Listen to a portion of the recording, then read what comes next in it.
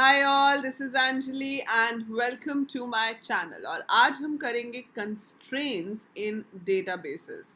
सो जब आप SQL use करते हैं और आप एक टेबल क्रिएट करते हैं तो वहाँ पर हम कुछ रिस्ट्रिक्शंस भी लगा सकते हैं कि किस कॉलम में किस टाइप की वैल्यू अलाउड है, क्या रेंज ऑफ वैल्यूज़ उसमें आ सकती है। सो जब हम इस तरह की कंडीशंस लगाते हैं उन्हें कहते हैं कंस्ट्रेंट्स। सो वर्ड कंस्ट्रेंट का मतलब ही है restrictions imposed on the columns of a table, or you can use multiple columns also, जिसे हम row level constraint भी कह सकते हैं। पहले तो समझते हैं कि constraint word का मतलब क्या है। When I say the word constraint, it means restrictions imposed on a set of attributes। ठीक है, जो columns हैं उसके ऊपर आप जो restrictions लगाते हो उनको हम constraints कहते हैं। अब ये कंस्ट्रेंट्स दो तरह के होते हैं, कॉलम लेवल कंस्ट्रेंट्स होते हैं एंड टेबल लेवल कंस्ट्रेंट्स होते हैं। कॉलम लेवल और टेबल लेवल कंस्ट्रेंट्स में क्या डिफरेंस है? एक तो जब हम टेबल क्रिएट करते हैं, जब हम लिख रहे हैं क्रिएट टेबल, टेबल का नाम, और उसमें आप यहाँ पर एट्रीब्यूट नेम लिखते हो, राइट, कि आपके कॉलम का नाम क्या है, फिर आप डेटा टाइप बताते हो क्या होगा, और फिर आप यहाँ पर कंस्ट्रेंट लिख सकते हो। ठीक है, ऑप्शनल होता है तो ज़रूरी नहीं है कि लिखना ही है, हमारी मर्जी है, अगर हमें चाहिए तो हम लिखेंगे, नहीं चाहिए तो नहीं लिखेंगे, बट हम एट्रीब्यूट नेम, डेटा टाइप और कंस्ट्रेंट लिख सकते हैं। Then we give another attribute name, data type, constraint. यहाँ पर जब कॉलम के सामने कंस्ट्रेंट लिखा जाता है तो उसे कॉलम लेवल कंस्ट्रेंट कहते हैं। और जब आप यहाँ टेबल के बाद कोई कंस्ट्रेंट लिखते हो, यहाँ पे भी लिख सकते हैं हम, जैसे कोई कंडीशन है जिसमें एक से ज़्यादा कॉलम इन्वॉल्व है तो वो यहाँ पे भी दिया जा सकता है, तो उसे हम टेबल लेवल कंस्ट्रेंट कहते हैं। कॉलम लेवल कंस्ट्रेंट या फिर टेबल लेवल कंस्ट्रेंट और रो लेवल कंस्ट्रेंट आप यहाँ पे दे सकते हो। ठीक है, अब ये कंस्ट्रेंट है क्या, कंस्ट्रेंट में होता क्या है? कंस्ट्रेंट्स में होता है जैसे कि नॉट नल। आप चाहते हो कि कोई कॉलम ऐसा हो जिसे खाली ना छोड़ा जा सके, तो जब भी यूज़र एक रो को इंसर्ट करे उसमें इस पर्टिकुलर कॉलम की वैल्यू देनी ज़रूरी हो जाए। अगर नहीं देंगे तो एरर आएगा, ये वैल्यू देनी ही पड़ेगी।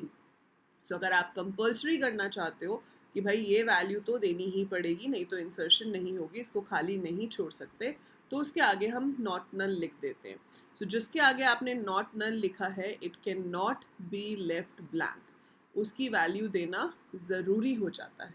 ठीक है, ऐसे ही कोई कॉलम ऐसा है जिसमें आप डुप्लीकेट वैल्यू नहीं लेना चाहते, जैसे कि ईमेल आईडी है ना। नॉट नल के तो बहुत सारे एग्जांपल्स हो जाएंगे, जैसे अब अगर कोई मेंबर है तो उसका नाम लेना है, उसका डेट ऑफ बर्थ लेना है, तो नाम होना ही चाहिए, डेट ऑफ बर्थ होना ही चाहिए। वो नॉट नल फील्ड्स टाइप के हो गए। यूनिक में आ गया ईमेल आईडी, फ़ोन नंबर, कोई दो लोगों का ईमेल आईडी सेम नहीं होता, that thing can be unique, can not have duplicate values. अब इसमें कई लोगों को ये कन्फ्यूजन हो जाती है कि हम इसको खाली भी नहीं छोड़ सकते। तो बेटा खाली छोड़ सकते हैं, जितने मर्जी वैल्यूज़ को आप यूनिक वाले में ब्लैंक छोड़ सकते हो, क्योंकि जो ब्लैंक है वो अपने आप में कोई वैल्यू नहीं होती। तो अगर दो नल हैं तो उसका मतलब ये नहीं है कि वो सेम वैल्यूज़ दो बार आ गई, क्योंकि वो तो वैल्यू ही नहीं है। तो ये खाली छोड़ा जा सकता है, लेकिन वैल्यू जो उसके अंदर स्टोर्ड है वो डुप्लीकेट नहीं हो सकती, सेम वैल्यू दो बार नहीं आ सकती।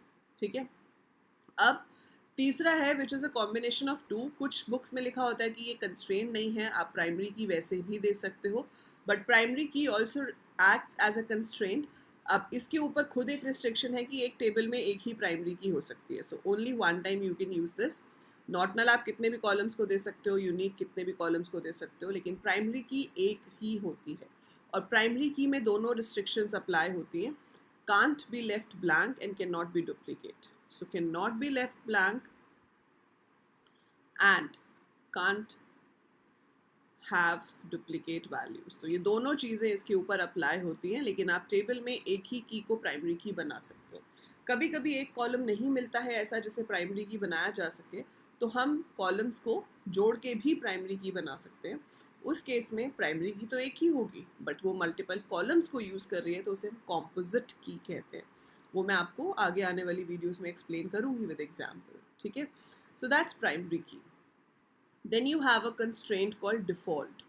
डिफ़ॉल्ट कंस्ट्रेंट का क्या पर्पस है? आप चाहते हो कि आपके पास कोई ऐसा कॉलम है जिसमें अगर यूज़र कोई वैल्यू एंटर ना करे तो अपने आप से ही कुछ आ जाए, so it should come something of its own. जैसे कि मेरे पास स्कूल है और उसमें बच्चों की एडमिशन हो रही है, तो मैं कहती हूँ कि क्लास की वैल्यू अगर नहीं दी जा रही है तो बाय डिफ़ॉल्ट क्लास नर्सरी होगी, है ना? तो बच्चे मिड सेशन या दूसरी क्लास में तो कम ही आते हैं ना, ज़्यादातर स्टूडेंट्स नर्सरी में एडमिशन लेते हैं। तो अगर आप एडमिशन्स ले रहे हो तो आप बाय डिफ़ॉल्ट क्लास को क्या कर सकते हो, बाय डिफ़ॉल्ट जो भी वैल्यू देनी है वो दे सकते हो, जैसे कि नर्सरी दे दी तो हम डिफ़ॉल्ट में वैल्यू स्पेसिफाई कर सकते हैं क्या लेना है। मैं भी आपको ये सारा एग्जीक्यूट करके दिखाऊंगी तो आपको और अच्छे से समझ आएगा। फिर हमारे पास होता है check.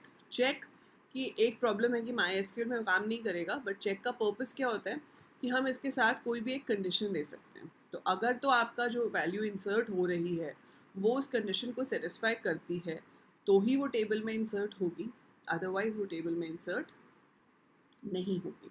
So value will be inserted only if it matches the condition. If it does not match the condition, it will not be inserted. That's the purpose of check. Then we have a constraint called foreign key. ये use होता है to establish a relationship between two tables. आपको दो tables के बीच में एक common column के through एक relationship establish करना है, and that is done with the help of foreign key constraint. तो वो आपका जो काम है वो foreign key constraint से होता है, ठीक है? तो वो हम सब अभी करके देखेंगे कि कैसे होगा। चलो शुरू करते हैं। तो इसके लिए इसको करते हैं बंद और चलते हैं अपने SQL पे, ठीक है? सो आपके पास SQL के लिए कुछ भी इंस्टॉल्ड हो सकता है। I am using it through MAMP. MAMP is a package which provides you Apache, MySQL and PHP. It's basically for web development, लेकिन इसमें MySQL साथ में आता है तो हम इसको भी यूज़ कर सकते हैं फॉर द MySQL क्लाइंट, नहीं तो आप डायरेक्ट MySQL क्लाइंट भी डाउनलोड कर सकते हो, ठीक है? सो ये स्टार्ट हो गया है हमारा सर्वर। जब तक मैं टर्मिनल ओपन करती हूँ, this is my Unacademy profile जहाँ पर मैं लाइव क्लासेस लेती हूँ। तो अगर आप मेरी लाइव क्लासेस अटेंड करना चाहते हो, so follow me on Unacademy, और जब भी लाइव क्लास होगी आपको नोटिफिकेशन आ जाएगा and you can join me live. आप वहाँ पे मुझसे अपने डाउट्स भी पूछ सकते हो एंड बहुत कुछ और सीख भी सकते हो, ठीक है? सो लिंक इसका डिस्क्रिप्शन में गिवन है and this is our terminal. यहाँ पर हम अपना ओपन कर लेते हैं MySQL और साइज़ इंक्रीज़ कर लेते हैं एंड स्क्रीन क्लियर कर लेते हैं, ठीक है? सो चलिए अब हम क्या करेंगे, हम ये कमांड्स यूज़ करके देखेंगे। सो मैंने यहाँ पर क्या किया, यूज़ कर लिया एक डेटाबेस, उसका नाम है कंपनी, ठीक है? और यहाँ पर आप एक टेबल क्रिएट करना चाहते हो, सो आपने यहाँ पे किया create table student, I give admission number integer, और मैंने यहाँ पर क्या दे दिया, प्राइमरी की। सो ये प्राइमरी की बन जाएगा, ना तो इसमें मैं डुप्लीकेट वैल्यू इंसर्ट कर पाऊँगी और ना ही मैं इसे खाली छोड़ पाऊँगी। Name is varchar and it should be not null. और देखो कंस्ट्रेंट देना बिल्कुल भी ज़रूरी नहीं होता, तो अगर आपको किसी का नहीं देना है तो आप मत दो। ईमेल आईडी varchar 100 एंड मैंने यहाँ पर दे दिया यूनिक, ठीक है? सो एडमिशन नंबर हो गया, नेम हो गया, ईमेल आईडी हो गया, ठीक है? उसके बाद क्या चाहिए होगा हमें, उसके बाद हमें name class is also varchar 10, then I write default मैंने दे दिया नर्सरी, ठीक है? So admission number, name, email ID, class, let's say इतना ही है अभी and we create the table. So आ गया query okay, 0 rows affected, so your table is created, ठीक है? अब अगर आप यहाँ पर इंसर्ट करते हो कुछ, insert into student values 101, name Ankit, email ID ankit@gmail.com and I have to give the class, so मैंने दे दी क्लास। जो वैल्यूज़ हैं यहाँ पर हम कोट्स में लिख रहे हैं, ठीक है? इंसर्ट इनटू कमांड अच्छे से आपको आगे जाके समझ आएगी जब हम DML करेंगे, but this is how we write it, insert into student values, ठीक है? और फिर एक एक करके सारी वैल्यूज़ मैंने दे दी। अगर मैं यहाँ पर अभी लिखती हूँ सिलेक्ट स्टार फ्रॉम स्टूडेंट, तो देखो ये रिकॉर्ड इंसर्ट हो गया। अब आप एक और रिकॉर्ड इंसर्ट करना चाहते हो, आपने फिर से इंसर्ट इनटू किया, ठीक है, और नाम यहाँ पे दे दिया पारुल, और यहाँ पे ईमेल आईडी भी दे दिया पारुल, और क्लास कर दी 12th। अभी क्या होगा, एरर क्या कह रहा है, डुप्लीकेट एंट्री 101 फॉर की प्राइमरी। सो डुप्लीकेट एंट्री है, नहीं ले सकता, तो हमें यहाँ पर इसकी एंट्री चेंज करनी पड़ेगी, we have to make it 102। So insert हो गया, ठीक है। ऐसे ही अगर आप यहाँ पर ईमेल आईडी को रिपीट करते हो तो नहीं होगा। अगर मैं यहाँ पर 103 कर दूँ और एक और बच्चा आ गया पारुल, तो नाम तो रिपीट हो सकता है, लेकिन वो कहेगा ईमेल आईडी नहीं हो सकता, क्योंकि ईमेल आईडी पे यूनिक कंस्ट्रेंट लगा है। तो मैंने पारुल का ईमेल आईडी चेंज कर दिया, नाम नहीं चेंज किया, sorry, I have to change in this one, जिसका आईडी अलग था। सो ये इंसर्ट हो गया, ठीक है। So now it makes sure कि आपका ईमेल आईडी जो है वो रिपीट नहीं हो सकता। नाम रिपीट हो सकता है, नेम के आगे तो नॉट नल लिखा था, है ना। अब ऐसे ही अगर आप क्लास की वैल्यू ही ना दो, आपने लिखा इंसर्ट इनटू स्टूडेंट, और आपने बोला आप दो ही चीज़ें देना चाहते हो, अभी क्या क्या देना चाहते हो, एडमिशन नंबर और नेम, बाकी की वैल्यूज़ हमें पता नहीं है, हम बाद में देंगे।